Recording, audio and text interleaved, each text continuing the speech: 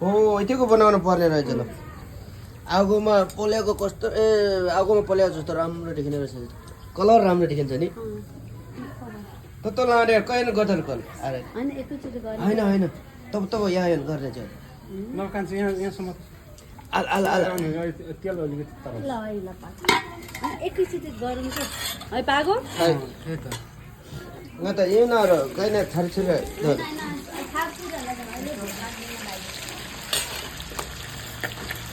हो कस्तो भयो आज हाम्रो पार्टी बाजेको घरमा मिनी पिकनिक मिनी पिकनिक आगोमा आगोमा पोलेर फ्राई गरेको त गजब हुन्छ नि